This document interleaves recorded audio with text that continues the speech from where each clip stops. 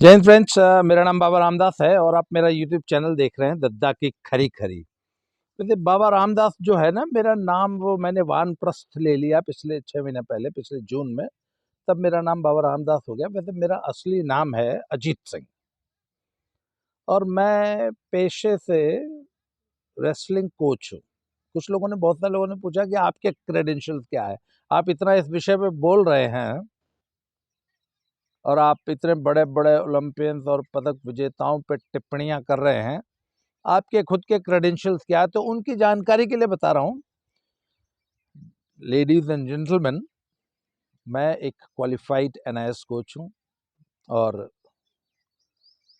ईश्वर की कुछ कृपा रही है, माँ सरस्वती की कुछ कृपा रही है और काफ़ी लंबा अनुभव रहा है। मैं स्पोर्ट्स अथॉरिटी ऑफ इंडिया का कोच रहा हूँ।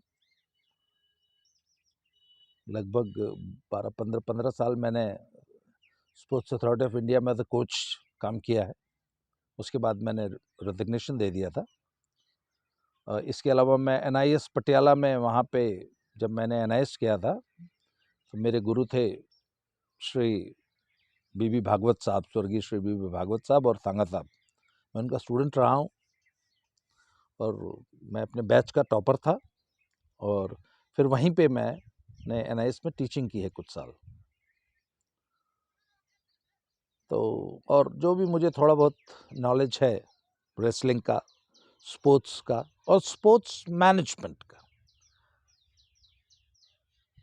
कि स्पोर्ट्स मैनेजमेंट आखिर होता क्या है, इसका जो भी थोड़ा बहुत मुझे अल्प ज्ञान है उस और अपने अनुभव के आधार पे मैं ये वीडियोस बना रहा हूँ। और ये वीडियोस बनाने इसलिए ज़रूरी हो गए थे क्योंकि हमारे पहलवान जी लोग जब जंतर मंतर धरने पे बैठे ना, तो सारा का सारा जो गिद्ध मीडिया है ना, वो टीआरपी की भूख होती है उनको। तो उनके पास मुद्दा तो कोई है नहीं दिखाने के लिए और उनको 24 घंटे अपना चैनल चलाना है, खबरिया चैनल। तो वो ऐसे ही मुद्दों की तलाश में रहते हैं, खासतौर पे ऐसे मुद्दों की जिसमें सनसनी हो। तो अब सब यौन मामले आ जाएं, शोषण के, ये वो दुनिया भर के, वेयर विमेन आर इन्वॉल्व, तो ये तो फिर उनके लिए, गिद्धों के लिए तो तब ये मरी हुई लाश मिल गई ना उनको। तो तब वो गिद्ध जब टूट पड़े तो मुझे लगा यार ये तो स्पोर्ट्स फ्रेटर्निटी के ऊपर एक बहुत बड़ा प्रश्न चिन्ह खड़ा कर दिया है कुछ चंद लोगों ने अपने वेस्टेड इंटरेस्ट की वजह से, और मीडिया ने तो अपनी टीआरपी बाजी के लिए। और जो मीडिया ट्रायल चल पड़ा और उसमें सत्य कोई नहीं बोल रहा था। मुझे सबसे बड़ा कष्ट इस बात का हुआ कि जिन लोगों को सचमुच विषय का पता है वो कोई नहीं बोल रहा, और जिनको कुछ नहीं पता वो साले दिन रात बोल रहे हैं, 24 घंटा बोल रहे हैं, जो जिसके मन में आए वो बोल रहा है। जिनको स्पोर्ट्स की एबीसी नहीं पता उनका चैनल दिन रात कुत्ते की तरह भौंक रहा है, और जिनको सचमुच पता है, जो अंदर से सारी बात जानते हैं, जो सारी बात को समझते हैं, वो सब मुंह में दही जमा के बैठे। तो अंत में फिर मुझे बोलना पड़ा। अच्छा होता कि वो लोग, जो लोग उस वक्त ड्राइविंग सीट पे थे ना, वो तमाम स्पोर्ट्समैन, वो तमाम कोचेस, वो तमाम पुराने खिलाड़ी, कायदन तो उनको बोलना चाहिए था। और अच्छा, जो बोले भी वो नेगेटिव बोले, झूठ के साथ जाके खड़े हो गए। ऐसी बात नहीं है, कुछ खिलाड़ियों ने, कुछ कोचेस ने बयान दिए, परंतु मैंने देखा यार ये तो झूठ के साथ जाके खड़े हो रहे हैं, सच के साथ तो कोई खड़ा ही नहीं है। तो फिर मैंने बीड़ा उठाया कि ठीक है, सच हम बोलेंगे। तो ये मैंने आज का इंट्रोडक्शन दिया इसलिए दिया कि आम आदमी को जो नहीं जानता, या नई पीढ़ी के बहुत सारे पहलवान खिलाड़ी मुझे नहीं जानते, तो उनके लिए बता दूं कि भैया हम यहाँ धूल में लठ नहीं चला रहे, थोड़ा बहुत नॉलेज हमें भी है। खैर साहब, ये तो हो गया आज का इंट्रोडक्शन।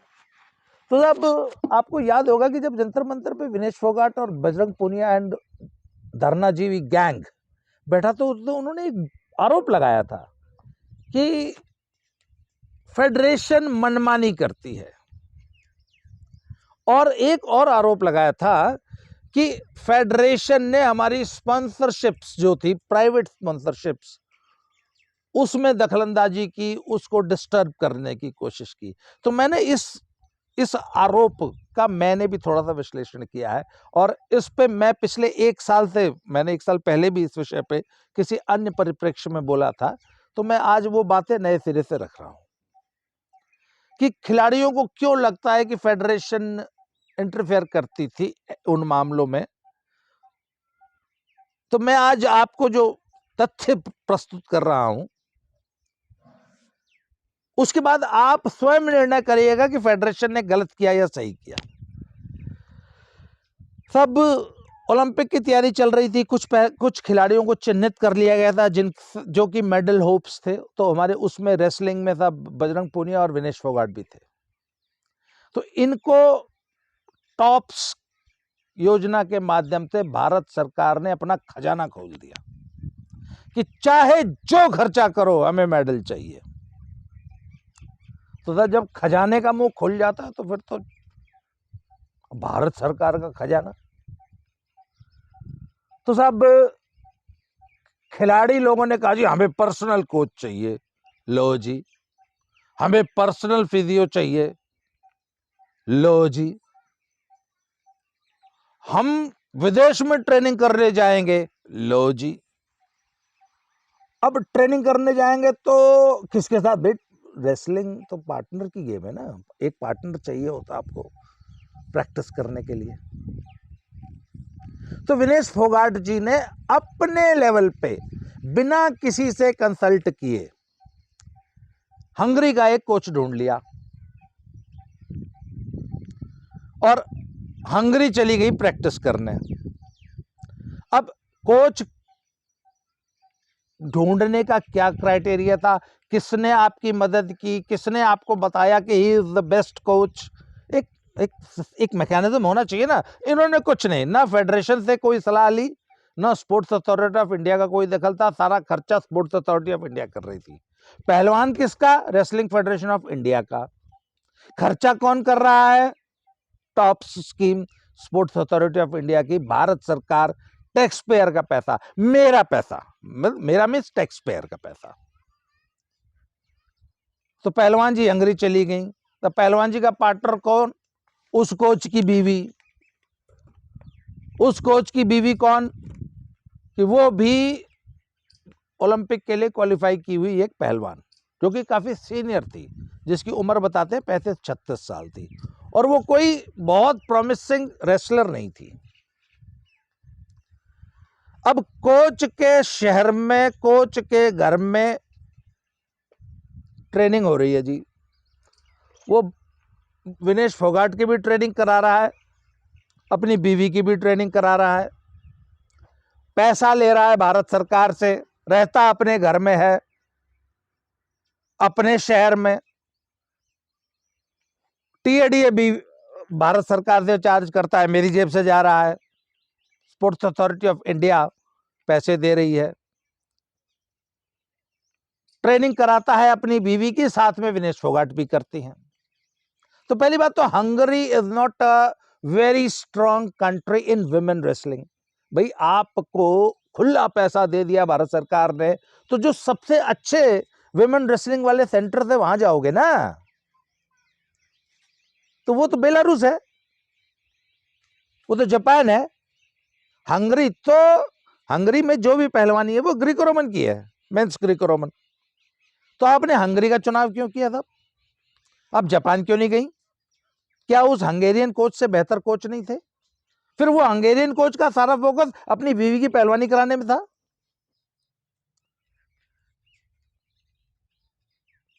और रेसलिंग फेडरेशन ऑफ इंडिया का इसमें कोई से नहीं। रेसलिंग फेडरेशन ऑफ इंडिया को पता ही नहीं कि हमारा पहलवान पिछले 4 महीने से कहां है, कितनी उठा बैठी मार रहा है, किसके साथ पहलवानी कर रहा है, किस सेंटर पे पहलवानी कर रहा है, कौन कोच पहलवानी करा रहा है, डब्ल्यूएफआई को पता ही नहीं। कोच का चुनाव किसने किया, डब्ल्यूएफआई को पता ही नहीं। पैसे टॉप स्कीम दे रही है, भारत सरकार दे रही है, कुबेर का खजाना खुला हुआ है। पहलवान जी प्रैक्टिस कर रहे हैं, मुल्तानी मार रहे हैं, ओलंपिक हुआ, पहलवान जी पहली कुश्ती में लौट गए। अब ऐसे में फेडरेशन कहती है कि भैया आपकी ये मनमानी नहीं चलेगी, आप विदेश ट्रेनिंग करने जा रहे हैं तो हमको भी लूप में लीजिए। आप किस कोच से ट्रेनिंग कर रहे हैं, आपका ट्रेनिंग पार्टनर कौन है, आप किस शहर में ट्रेनिंग कर रहे हैं, हमको भी लूप में लीजिए। उस डिसीजन मेकिंग प्रोसेस में रेसलिंग फेडरेशन ऑफ इंडिया को भी रखिए, क्योंकि ultimately you are my wrestler. आप WFI के पहलवान हैं, आप गोल्ड मेडल लेके आएंगे तो पगड़ी जो है WFI के सिर रखी जाएगी। आप पहली कुश्ती में लौट जाएंगे तो बेइज्जती WFI की होगी। WFI 5 मेडल लेके आएगी, WFI का सिर ऊंचा होगा। WFI बैरंग ओलंपिक से वापस चली जाएगी, नाक WFI की कटेगी। आपकी परफॉर्मेंस के लिए WFI उत्तरदायी है। तो आपकी ट्रेनिंग, आपका आचार विचार व्यवहार, आपकी अटेंडेंस, आपके डिसिप्लिन, आपकी डाइट के बारे में WFI क्यों दखल न दे, आपके ऊपर कड़ी निगाह WFI क्यों न रखे। अच्छा, उसके बाद इसलिए WFI ने कहा कि जाओ, और उन्होंने साई से बात की कि आज के बाद कोच कौन होगा, ये डिसीजन लेने में हमारी भी से होगी। हम नहीं कहते कि हम ही करेंगे, नहीं, खिलाड़ी की प्रेफरेंस पूछी जाएगी, हम भी थोड़ी रिसर्च करेंगे, थोड़ी साई भी रिसर्च करेगी, थोड़ी पहलवान की भी सलाह ली जाएगी। कहने का मतलब सर्वसम्मति से काम होगा और हमको भी लूप में रखो। इसमें सब WFI ने कौन सी तानाशाही कर दी, इसमें WFI ने क्या गलत कर दिया? अब आगे सुनिए। पहलवान जी अमेरिका जा रहे हैं जी, तो अब एक ट्रेनिंग पार्टनर लेके जाना होता है, तो पहलवान जी का खर्चा जो भी 5-10 लाख रुपया महीना है वो तो मोदी जी दे रहे हैं, टॉप्स दे रही है, साई दे रही है। अब पहलवान जी ने कहा भाई बूढ़ा मैं मुल्तानी मारूंगा किसका, तो साक्षी पहलवान जा रही है जी विदेश अमेरिका ट्रेनिंग करना। बोले मेरे जोर कौन कराएगा? बोले न्यू तो जी मेरा हस्बैंड भी तगड़ा पहलवान, उसने भेज दो ना मेरी के लिए। तो ज्यादा सत्यव्रत पहलवान जी साक्षी की पहलवानी कराने के लिए अमेरिका जा रहे हैं। अब टॉप सत्यव्रत पहलवान का खर्चा तो देगी नहीं, तो वो खर्चा ले लो JSW से, OGQ से या ऐसे ही प्राइवेट स्पॉन्सर्स से। तो साहब ये चल रहा था पिछले 5 साल से। बजरंग पूनिया मुल्तानी मारने जा रहा है अमेरिका, बेलारूस, जॉर्जिया, रशिया, तो उसकी पहलवानी कौन करा रही है? संगीता फोगाट साथ जा रही है। वाह जी वाह। विनेश फोगाट पहलवानी करने जा रही है, उसका ट्रेनिंग पार्टनर कौन है? उनके हस्बैंड साहब जा रहे हैं। मतलब साक्षी की पहलवानी अब सत्यव्रत कराओगा, बहुत बढ़िया। तो फेडरेशन ने पूछा ये क्या हो रहा है, ये क्या मजाक बना रखा है आप लोगों ने? फेडरेशन तो जी बहुत खराब है, बताओ हमारे पर्सनल मैटर में इंटरफेयर करती है। आप ट्रेनिंग करने जा रही हैं और ट्रेनिंग पार्टनर के रूप में अपने हस्बैंड को लेके जा रही हैं। श्रीमान जी आप ट्रेनिंग करने जा रहे हो और अपने ट्रेनिंग पार्टनर के रूप में अपनी वाइफ को लेके जा रहे हो। मतलब बजरंग पुनिया की प्रैक्टिस बीवी कराएगी उसकी, और फेडरेशन से सवाल पूछ लेती तो फेडरेशन बहुत अत्याचारी होगी। फेडरेशन आपके पर्सनल मैटर्स में दखलंदाजी कर रही है। तो फेडरेशन टॉप्स को बोलती है साहब ये क्या हो रहा है? फेडरेशन ने OGQ और JSW को बोल दिया गया है इस प्रकार का कोई भी डिसीजन लेने से पहले आप हमसे पूछेंगे। ये क्या मजाक बना रखा आप लोगों ने? अच्छा, JSW मतलब खिलाड़ी फेडरेशन को लूप में नहीं रखते, डायरेक्ट JSW से डील कर रहे हैं और जो सुविधा लेनी है ले रहे हैं। ठीक है, आप अच्छी बात है, JSW, OGQ या कोई भी प्राइवेट स्पॉन्सर है पहलवान के ट्रेनिंग में खर्चा कर रहा है, उसको 1-2 लाख रुपए महीना दे रहा है, बहुत अच्छी बात है। बहुत अच्छी बात है, स्पोर्ट्स मैनेजमेंट कंपनी है, इनका मेडल आएगा तो कल को इनसे विज्ञापन करा के करोड़ों रुपए कमाएंगी, आज इन पे लाखों रुपए खर्च कर रही हैं, यही धंधा है। अब पहलवान जी जा रहे हैं साहब, अरे मेरे पापा का भी टिकट करा दो, मेरी मम्मी भी टूर्नामेंट देखने जाएगी। जी हाँ, ऐसा हुआ है। हमारी एक महिला पहलवान जा रही है तो साथ में पूरा परिवार जा रहा है। पापा के जूते आए, बिल जेएसडब्ल्यू दे रही है, ठीक है, जेएसडब्ल्यू प्राइवेट संस्था दे रही है, हमें क्या मतलब है, पर मतलब है, फेडरेशन को इन चीजों से मतलब है। एक बहुत पुराना केस है, मैं इस पे पहले भी वीडियो बना चुका हूं। जब ये विजेंद्र कुमार जो बॉक्सर है, ओलंपिक मेडलिस्ट, ये जब एकदम जूनियर बॉक्सर था ना, तब एक ऐसी ही एक संस्था ने, जानबूझ के नाम नहीं ले रहा हूं क्योंकि वो लीगल इश्यूज आ जाते हैं उसमें, इसको 10,000 रुपए महीने पे, 10,000 रुपए महीने पे इसके साथ कॉन्ट्रैक्ट कर लिया कि जी हम आपको स्पॉन्सर करेंगे। जब ये नेशनल लेवल का भी प्लेयर नहीं था, नया नया उभर रहा था, तो ऐसी कंपनियां क्या करती है ना, नए उभरते हुए 101 बच्चों को 10-10 हजार रुपए देके स्पॉन्सर कर लेती है और कॉन्ट्रैक्ट कर लेती हैं कि हम आपको 10,000 रुपया महीना देंगे और हम अपनी तरफ से कभी भी ये कॉन्ट्रैक्ट कैंसिल भी कर सकते हैं। वो कंपनी तो कर देगी, मान लीजिए आपके ऊपर 10,000 रुपये महीने देने का उसने कॉन्ट्रैक्ट कर लिया, आप एक जूनियर बॉक्सर, रेसलर या स्पोर्ट्समैन है, अगर तो आप ओलंपिक स्टफ बन गए तो बहुत अच्छी बात है, वो आपको 10,000 रुपये महीना देती रहेंगी। और अगर आप नहीं हुए, आपने पहलवानी छोड़ दी, बॉक्सिंग छोड़ दी, स्पोर्ट्स छोड़ दी, आपको इंजरी हो गई, आप रिटायर हो गए, आप छोड़ गए पहलवानी, कोई बात नहीं, कॉन्ट्रैक्ट खत्म है, 4 महीने, 6 महीने, 10 महीने, 1 साल दिया, पैसा खत्म हो गया। तो साहब नाम नहीं लूंगा, उस कंपनी ने विजेंद्र कुमार से कॉन्ट्रैक्ट किया और वो कॉन्ट्रैक्ट था शायद 5,000 या 10,000 रुपए का। मैंने इस पे एक वीडियो पिछले साल बनाई है, मैं आपको खोज के लिंक देने की कोशिश करूंगा, जानकार लोग वैसे जानते हैं इस बात को। सब 10,000 रुपए, 5-10,000 रुपए महीने पे कॉन्ट्रैक्ट कर लिया विजेंद्र से। बाद में विजेंद्र ओलंपिक में मेडल ले आया, तो अब इसने, अब स्टार हो गया, तो जब स्टार हो गया तो इसने भी एंडोर्समेंट, ये वो, इसका विज्ञापन, उसका विज्ञापन, उसके ब्याह में नाचना, उसकी शादी में नाचना, वहाँ डोंगे लगाने, ये सब करते हैं ना ये पैसा कमाने के लिए, प्रचार और विज्ञापन वगैरह।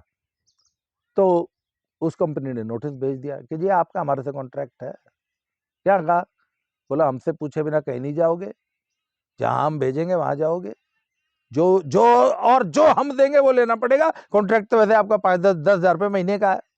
अब ये हो चुका था करोड़ों का आदमी उस वक्त। इसने हाई कोर्ट और सुप्रीम कोर्ट तक मुकदमा लड़ा उस प्राइवेट स्पॉन्सर के विरुद्ध, और सुप्रीम कोर्ट तक ने फैसला दिया कि नो, आपने उस कंपनी के साथ कॉन्ट्रैक्ट किया है अगले 10 साल का, और अगले 10 साल तक आपको उन्हीं शर्तों पे, उन्हीं की शर्तों पे काम करना पड़ेगा। और विजेंद्र सिंह ने वो काम किया और मात्र 10,000 रुपये जो कि ऑब्लिगेशन थी, उस पे उस कंपनी ने इनको विज्ञापनों में, टीवी शोज में और शादी ब्याह में नचाया, सिर पटक के मर गए। जब तक वो 10 साल पूरे नहीं हुए, उस कंपनी ने इनको भाड़ की तरह नचाया। यही काम ये कंपनियां, प्राइवेट स्पॉन्सर्स पहलवानों के साथ करती थी। अंडर 15 और कैडेट हो रही है, वहां पहुंच गए, हर गोल्ड मेडल जीतने वाले को 10,000 रुपए दिए, 20,000 रुपए दिए, एक कॉन्ट्रैक्ट साइन करा लिया। अब अनपढ़ पहलवान बेचारा, उसने क्या पता मैं किस चीज पे साइन कर रहा हूं, ये सारी जिंदगी के लिए अपना डेथ वारंट पे साइन कर रहा हूं। उस बेचारे पहलवान को क्या पता। वही विजेंद्र सिंह वाला खेल, फेडरेशन बीच में आएगी, नो, आज के बाद कोई खिलाड़ी किसी भी प्राइवेट स्पॉन्सर से कॉन्ट्रैक्ट नहीं करेगा हमारे से पूछे बिना। किसी भी कंपनी को किसी भी पहलवान से अगर कोई कॉन्ट्रैक्ट करना है, अगर किसी पहलवान को स्पॉन्सर करना है, तो हमारे थ्रू जाओ, हमारा वकील टर्म्स एंड कंडीशंस ड्रॉ करेगा, उन कंडीशंस पे आप हमारे खिलाड़ी को स्पॉन्सर करोगे। अब पहलवान जी लोग को लगा, अरे यार 10,000 रुपये मिल रहे थे, ये फेडरेशन ने उस 10,000 रुपये में बाजी मार दी। भाई साहब, फेडरेशन ने 10,000 रुपए में बाजी नहीं मारी, फेडरेशन ने आपका भविष्य बचा लिया। कल को आप ओलंपिक चैंपियन हो जाओगे, या आपको सारी जिंदगी 10,000 रुपए में जूते में दाल खिलाएंगे, जैसा विजेंद्र सिंह को खिलाई। तो फेडरेशन बीच में आ गई। नो, हमसे पूछे बिना कोई पहलवान किसी प्राइवेट स्पॉन्सर से कॉन्ट्रैक्ट नहीं करेगा। फिर हम अब सब फेडरेशन के पास क्या है? फेडरेशन के पास तो सुप्रीम कोर्ट के वकील हैं। आप कॉन्ट्रैक्ट साइन कराने जाओगे तो पहले वकील साहब देखेंगे, बोले अच्छा वाह बेटा, 10,000 रुपल्ली देके तुम हमारे पहलवान को अगले 15 साल के लिए बांध रहे हो अपने खूंटे से। इन शर्तों पे होगा, 1 साल के लिए कॉन्ट्रैक्ट होगा, इस कॉन्ट्रैक्ट को हम जब चाहे तब भंग, मतलब अब तो हमारा भाई, एक पहलवान सुप्रीम कोर्ट का वकील तो हायर नहीं कर सकता ना, पर फेडरेशन तो कर सकती है। तो फेडरेशन ने यह नियम बना दिया कि हमसे पूछे बिना कोई पहलवान किसी प्राइवेट स्पॉन्सर्स को कॉन्ट्रैक्ट साइन नहीं करेगा, उससे स्पॉन्सरशिप नहीं लेगा। स्पॉन्सरशिप तुमको हम दिलाएंगे। फेडरेशन डिसाइड करेगी कि कौन सा प्राइवेट स्पॉन्सर तुमको कितने पैसे में कितने साल के लिए स्पॉन्सर करेगा। तो साहब ये बात मैं आज दर्शकों के से ये सवाल पूछ रहा हूं, ये निर्णय पहलवानों के हक में है या पहलवानों के खिलाफ है? आप बताइए मुझे। ये पहलवानों को, खिलाड़ियों को शोषण से बचाने का बहुत ही सराहनीय उपाय किया है रेसलिंग फेडरेशन ऑफ इंडिया ने। इसकी जितनी प्रशंसा की जाए उतनी कम है। पर विनेश फोगाट जी को बहुत बुरा लगता है कि हम अपने प्राइवेट स्पॉन्सर से मनमानी पैसे वसूल रहे हैं। अच्छा, वो भाई आज की तारीख में जब ओलंपिक में था तो प्राइवेट स्पॉन्सर को पता था कि ये 4-5 है, इन पे खुल के पैसा बहा दो, एक आधा 2 का तो मेडल आना ही आना है। हर आदमी ने पता है कि पहलवानी में 2 मेडल आओगे ही आओगे, सारे पैसे वसूल हो जाएंगे। अच्छा, पैसे ये कितने खर्च करते हैं? 1,00,000, 2 लाख रुपया, 5 लाख, 10 लाख, 20 लाख। अगर ओलंपिक में मेडल आ गया तो वो मेडल जीतने वाला ओलंपियन जो होता है वो 100 करोड़ का होता है। आपने खर्चा किया 1 करोड़ रुपया, कमाएंगे उससे 100 करोड़, उसको क्या दोगे तुम? सूखे रोटी के टुकड़े। और अब ये करते क्या थे? अब मैडम जी का टॉप्स की स्कीम से अमेरिका जा रही हैं ट्रेनिंग करने, आपका इनका खर्चा तो दे रही है टॉप्स। अब पतिदेव भी मुल्तानी मारेंगी, पतिदेव को मुल्तानी मारेंगे ना वहां, ये उठा बैठी मारेंगे तो हस्बैंड श्री गिनेंगे वहां की कितनी उठा बैठी होगी, तो उसका खर्चा कौन देगा? बोला उसका खर्चा ओजीक्यू से ले लो, जीएसडब्ल्यू से ले लो, प्राइवेट स्पॉन्सर से ले लो। अब पता लगा पति पत्नी दोनों अमेरिका में है, पिछले 4 महीने से फेडरेशन को पता ही नहीं है कौन कहां है, क्या हो रहा है। बोला कहां है भाई? बोला मैं अमेरिका बैठी हूं, पतिदेव साथ हैं, एक्सटेंडेड हनीमून चल रहा है। फेडरेशन ने कहा ये बंद करो। हाय, फेडरेशन तो बहुत खराब है, फेडरेशन तो हमारे पारिवारिक मामले में दखल कर दे रही है। अरे भैया, फेडरेशन तुम्हारे बेडरूम में थोड़ी ना घुस रही है। फेडरेशन तो सिर्फ इतना कह रही है कि डिसिप्लिन में रहो, अपनी पहलवानी कर लो। सिर्फ 4 महीने की बात है, 4 महीने बाद जितना मर्जी हनीमून मना लियो, एक बार ये ओलंपिक लड़ लो, 3-4 महीने थोड़ी तपस्या कर लो ना जी। फेडरेशन तो हमको हरेसमेंट करती है। फेडरेशन हमारे प्राइवेट स्पॉन्सर वो ना जिससे तुम अपने बाप का टिकट करवा रही थी हवाई जहाज का, अपनी मां का, अपने बाप के लिए होटल बुक करा रही थी, अपनी फैमिली के लिए। और अच्छा, ये प्राइवेट स्पॉन्सर कौन सा अपनी जेब से पैसा खर्च कर रहे हैं?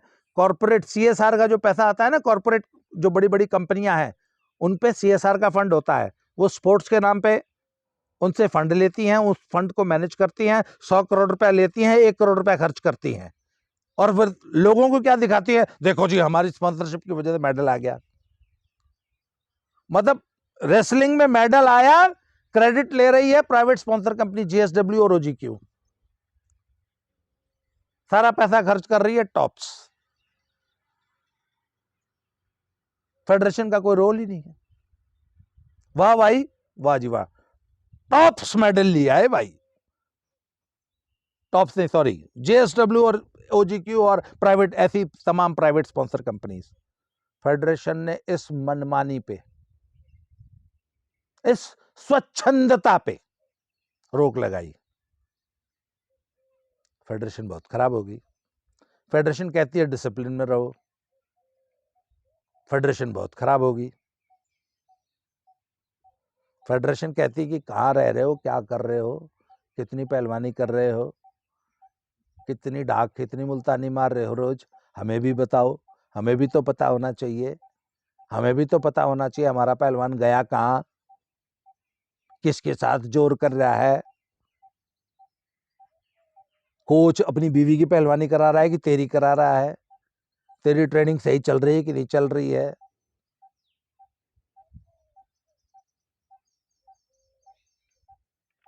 कहाँ, किस सिटी में, किस कंट्री में ट्रेनिंग कर रही हो। तो फेडरेशन ने इनकी मनमानी को, इनकी स्वच्छंदता को, स्वतंत्रता को नहीं, स्वतंत्रता और स्वच्छंदता में अंतर होता है।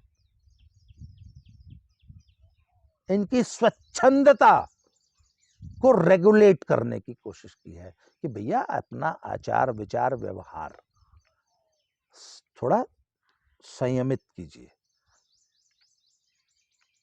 अर्जुन को चिड़िया की आंख के अलावा कुछ नहीं दिखता था, तुमको चिड़िया की आंख तो दिखती नहीं, बाकी सब कुछ दिखता है, चिड़िया की आंख किधर है पता ही नहीं है। तो फेडरेशन का यही काम है। और ये मत भूलो, टॉप्स खर्चा कर रही है, जेएसडब्ल्यू ओजीक्यू प्राइवेट स्पॉन्सर खर्चा कर रहा है, पर पहलवान तुम WFI के हो। 1000 करोड़ रुपया भी टॉप्स खर्चा करके WFI की मर्जी के बिना तुमको ओलंपिक नहीं लड़ा सकता है। तुमको ओलंपिक लड़ने के लिए WFI भेजती है। फाइनली आप उनके पहलवान हैं, इसलिए वो आपको डिसिप्लिन में रखेंगे, उनका यही काम है। फेडरेशन इसीलिए बनी है, इसलिए फेडरेशन अपना काम कर रही है। आप अपनी स्वच्छंदता पे लगाम लगाइए और देश को झूठे आरोप लगाकर, झूठ बोल के गुमराह मत करो। फेडरेशन तुम्हारे बेडरूम में पॉइंट गिनने नहीं आ रही, फेडरेशन सिर्फ मैट पे पॉइंट गिनेगी। फेडरेशन को तुम्हारी बेडरूम की लाइफ से कोई मतलब नहीं है, पर मैट पे तुम क्या कर रहे हो फेडरेशन इसको देखेगी। इसलिए ये जो आप झूठे आरोप लगाते हैं कि फेडरेशन मनमानी कर रही है, मनमानी आप लोग कर रहे थे। फेडरेशन ने इस आपकी इनडिसिप्लिन, आपकी स्वच्छंदता, आपकी मनमानी पे लगाम लगाने की कोशिश की है, और इसके लिए फेडरेशन को की जितनी सराहना की जाए उतनी कम। फेडरेशन ने पहलवानों के हित में, पहलवानों के फ्यूचर के लिए बहुत अच्छा काम किया है। अब इन तथ्यों के आधार पे मैं अपने दर्शकों से, चाहे वो कुश्ती जगत के लोग हो, पहलवान हो, कोचेस हो, या आम दर्शक हो, जिसको कुश्ती से कोई मतलब नहीं है, वो आम दर्शक, आप बताइए, कमेंट बॉक्स में बताइए कि फेडरेशन का ये कदम उचित था या अनुचित था। फेडरेशन पे लगाए गए ये आरोप उचित थे या अनुचित थे। अगले विषय में, अगले वीडियो में ऐसे ही किसी और अन्य विषय पे चर्चा होगी। आज के लिए इतना ही, बहुत बहुत धन्यवाद, बहुत जल्दी फिर से मिलते हैं। Thank you very much.